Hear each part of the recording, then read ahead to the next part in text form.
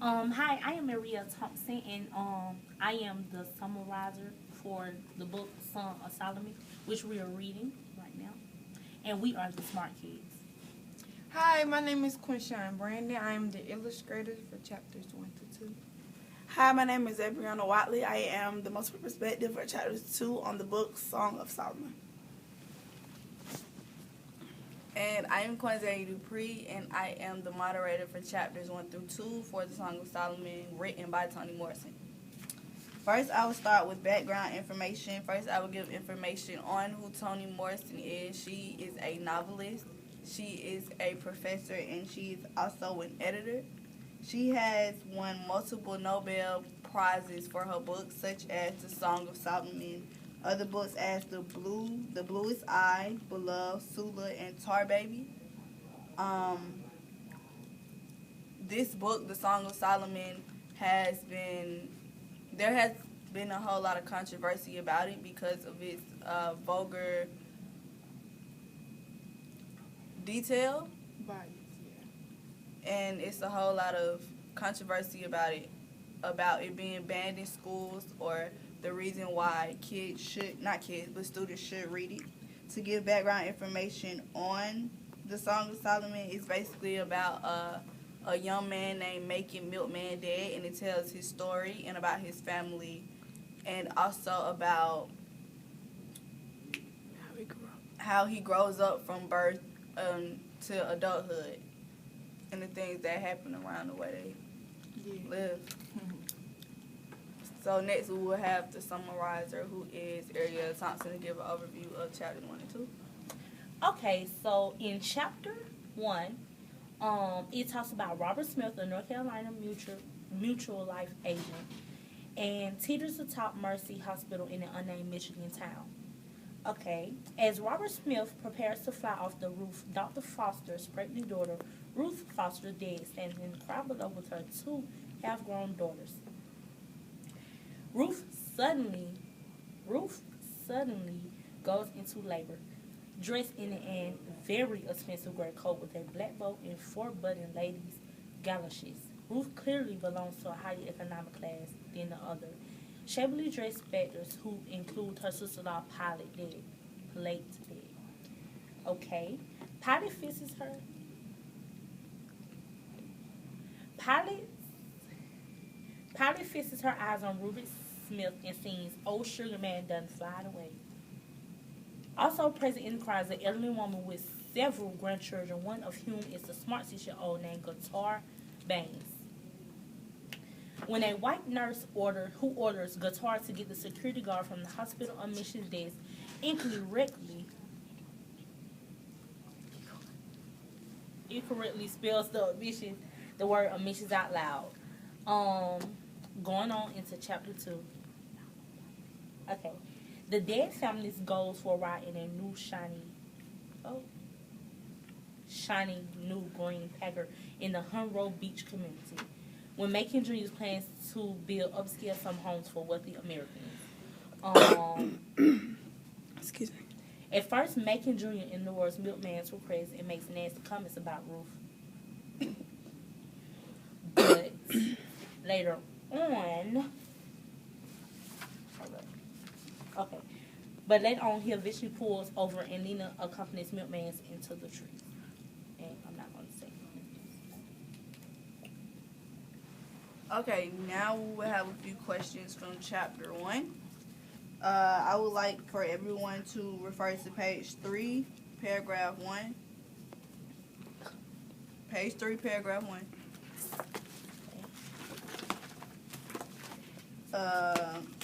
Page 3? Yes. Okay. Chapter 1, first page, chapter 1. Okay. And it reads in chapter 1, the note that was left by Robert Smith.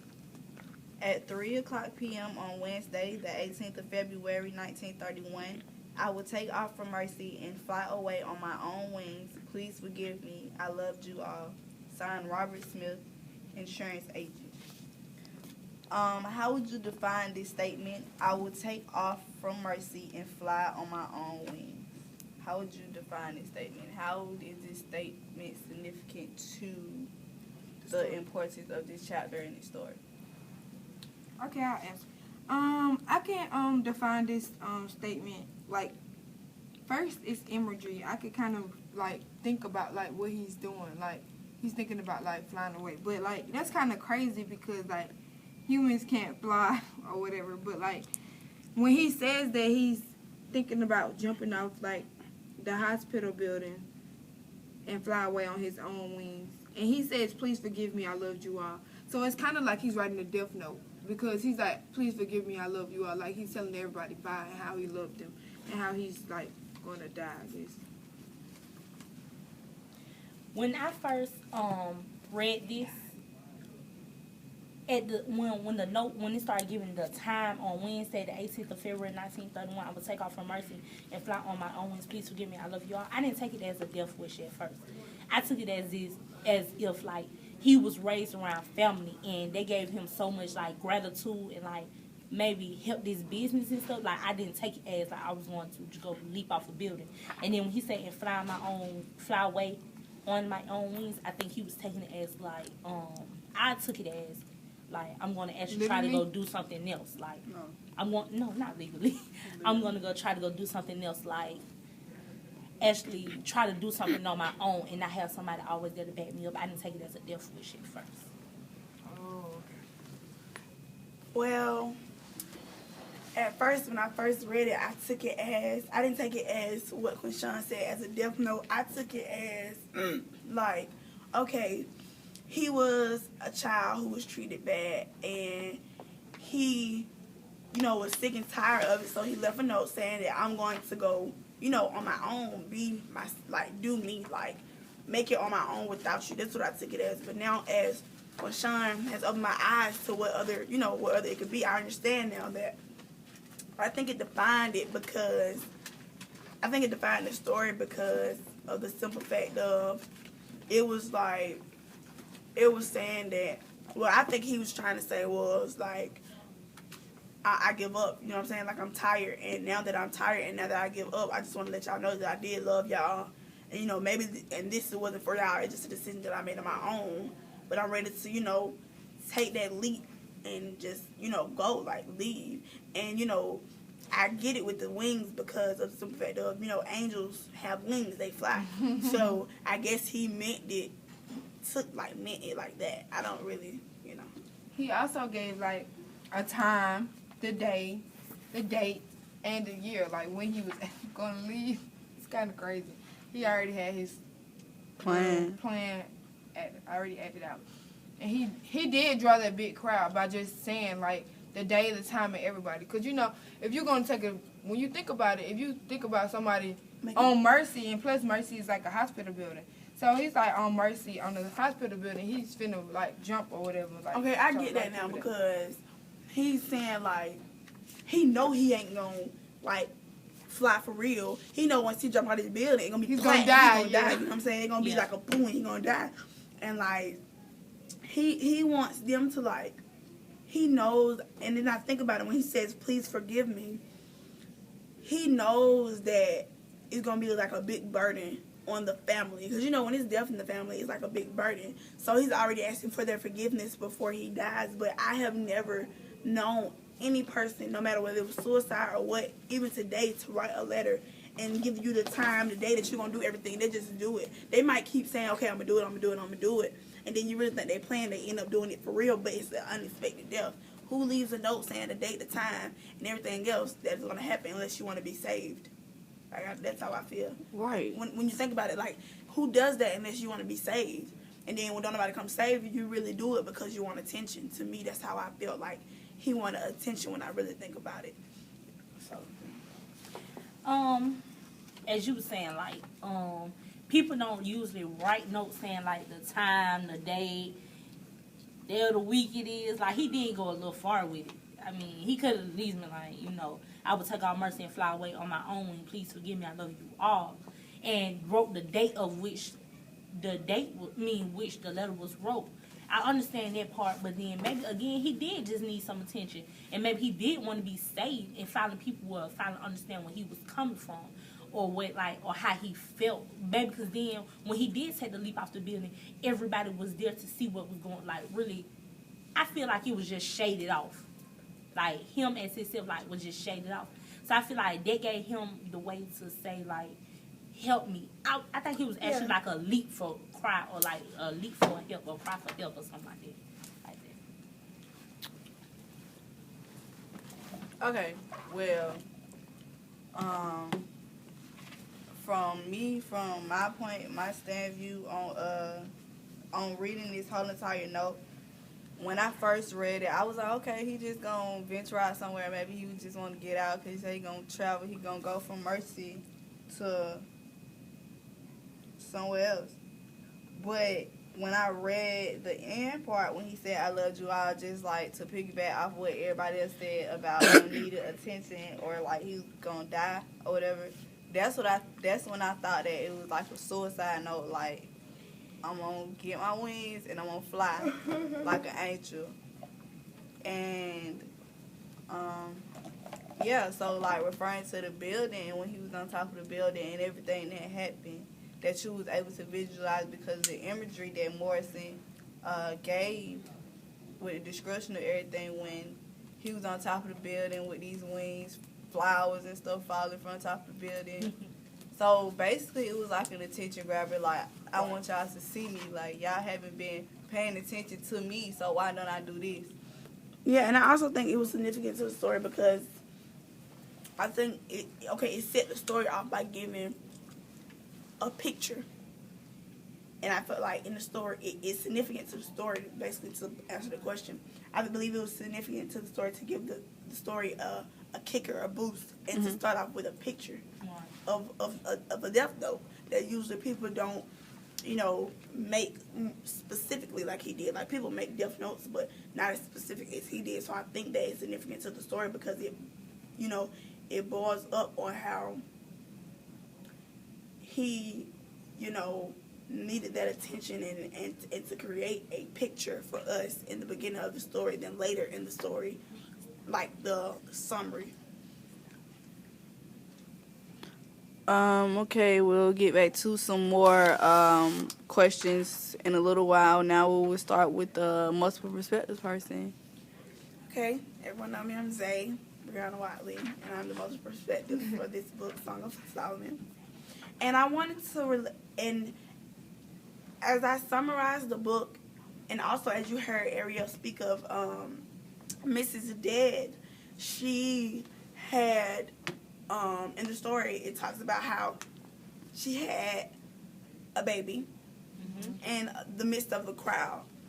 And it also talks about how she stepped out on her marriage. She was bored of her marriage. So I just want to relate that to today's society. And what I said was, in today's society, women are just popping out with babies from left to right. Not just grown women, but also teenagers. Some of these mothers don't know how to take care of the baby, so they do what they think is right. In the story, it talks about how when she had this baby, she continued to breastfeed the baby past infancy. Now, in today's society, it's really not known for doing anymore, but it was done. And it still sometimes is done.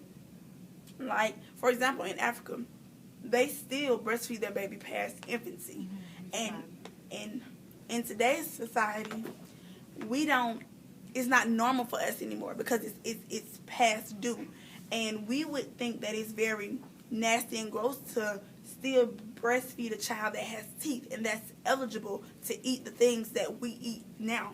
And so I wanted to relate that because, and it also fits with us because a lot of teenagers and a lot of women have children and don't know what they're doing.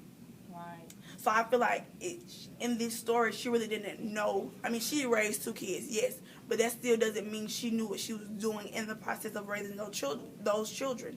And for her to start all the way back over, and she already has 2 grown children, that can be a long lesson to start over and learn. And in today's society, we just pop out children, and we don't know what we're doing. So I feel like in that step of the process, I felt like she didn't know what she was doing as far as breastfeeding past infancy, when the daughter could completely, or the son, could eat what we eat.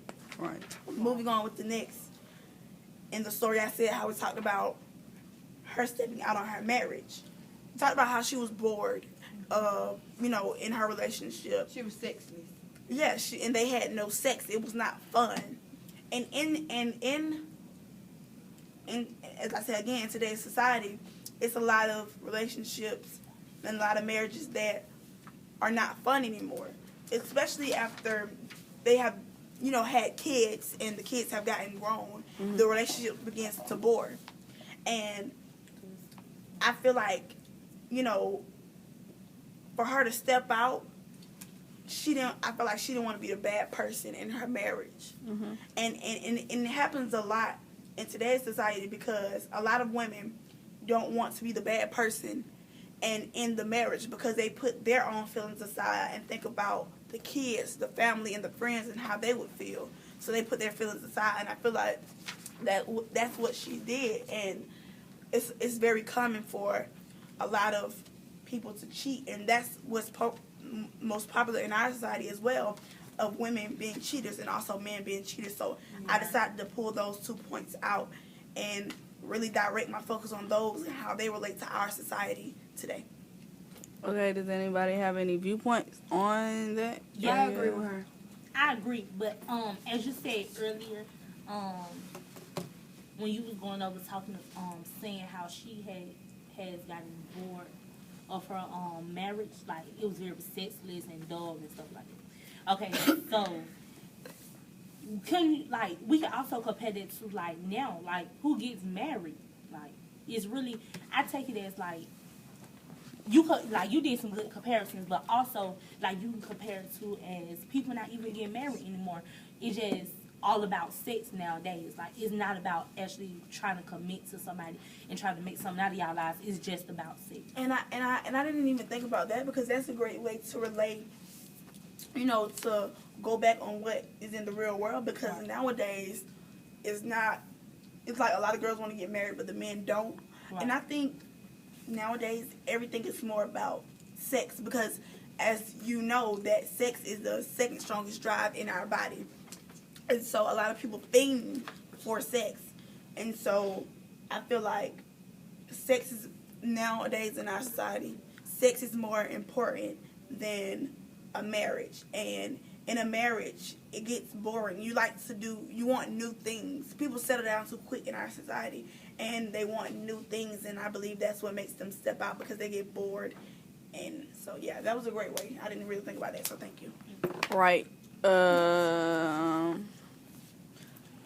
Back to Zabriana's multiple perspectives. I totally agree with everything that you said about her cheating on her husband, her overfeeding her son past infancy, and also in the book when you continue to read, it tells why she acted that way toward her son, like continuously breastfeeding him after infancy, because in the book it tells how her dad like still used to kiss her and she was like older, like on her lips. Yes, like kiss her on her lips, like older, because she reminded him of her mother.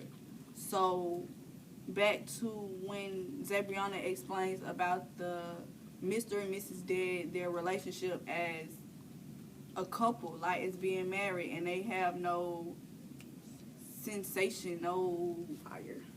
Yeah, no fight, no flame, no an attraction, and they're married for each other. So if the son who is making the third, if he resembles his father, of course the mother, who is Mrs. Dead, may have an attraction for her son, which is, it's not right. Not acceptable. So, yeah, that's my view. And I believe she got everything from her father, because it's crazy how, you grown and old, and you're my father, and you're kissing me while I'm older. There's no, I understand, a cheek kiss, hey, that, mwah, ooh, boom, but, I'm sorry, but, I don't feel like it's appropriate for a grown man to kiss a grown girl on the lips. Like that's crazy. And his daughter. Yeah, and that's his daughter. And you know that's another thing that can relate to real life, because it's still a lot of perverts in this world. And I feel like in that sense of that's him being a pervert. Right. And so now we're gonna move on to our the summer illustrator. the illustrator. Sorry. Okay, so the illustration I drew, make sure y'all can see. Wait. No, go back a little bit. Okay. Okay. The illustration I drew was Take Flight. Okay. And I also had a quote that said, I see no changes. All I see is racist faces. Misplaced hate makes the grace to racist. Okay, that's by Tupac Shakur. Okay, so my illustration, I picked Take Flight because it's a photo throughout chapters 1 and 2. It's talking about flight starting to fly. It's talking about, it's talking about flight starting to fly and eventually landing, like when you fly, you land. It demonstrates the flight of Robert Smith and Ruth Dedd, her livelihood and her style. Also in my illustration, it's a quote that refers to the segregation in the book. It is king of implicit, how we all know it's kind of there, but like you can see it's racist there because they have like a lot of racist stuff, but like you cannot, it's kind of like not there. This quote stands for Mercy Hospital that didn't accept blacks and how Ruth Dedd became his first black patient. The name of the street, which is No Doctor Street, got its name from Dr. Foster becoming a physician there. Throughout chapters 1 and 2, there are different circumstances and struggle the characters of the story endure. They all have inner conflicts within themselves, and rooted is the freedom of human flight. In chapter 2, it also talks about how Macon meets Guitar and how they tries to go visit Pilot's house, and how Macon Milkman, he starts to get information about his dad and how Pilot is related to his dad, and how his dad doesn't want him to know about Pilot because his dad doesn't like Pilot. How she is different from like the rest of his family and stuff. It says a lot. So wrap up. To wrap this up. Or Now we would like to summarize this discussion, which will be given by Ariel Thompson. okay.